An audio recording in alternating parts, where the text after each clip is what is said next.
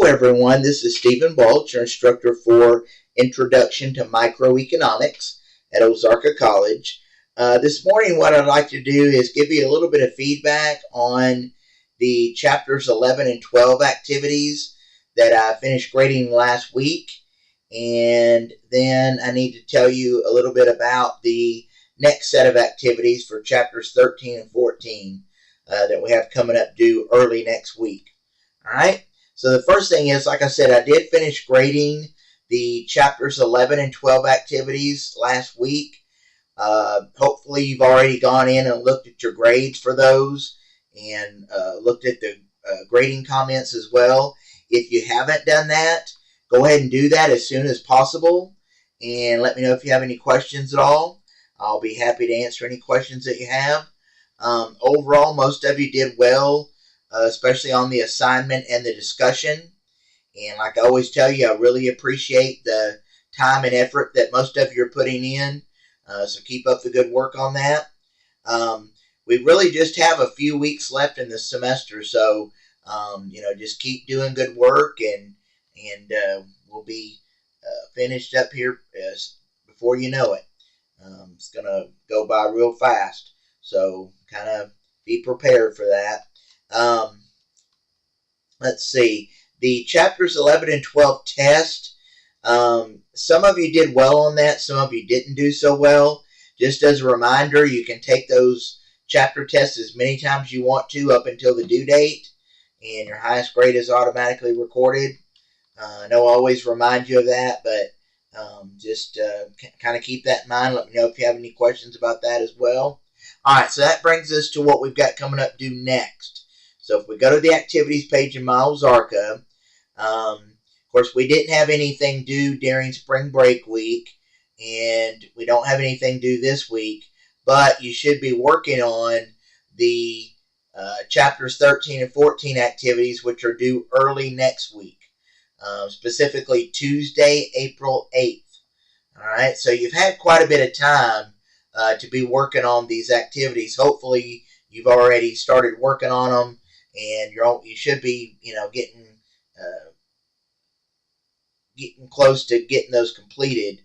But if you haven't started completing those, I would definitely start this week. Don't wait until next week when they're due, Monday or Tuesday, because you won't have as much time to get everything completed. Just kind of get started as soon as you can on those. And like I said, even though they're not due this week, you should still be working on those activities this week to make sure you get them turned in on time. Very quickly, Chapter 13 covers capital, interest, and corporate finance.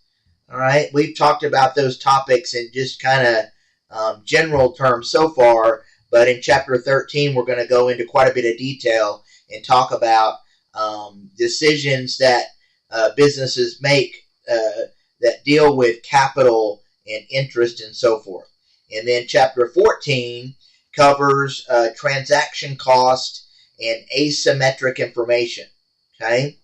And that's just information that is different for buyer versus seller. When the buyer or the seller has more information than the other party to a transaction, that's what we call asymmetric information. And it'll give you several examples of that in your textbook. It'll give you some examples also in the videos. So just kind of be aware of that.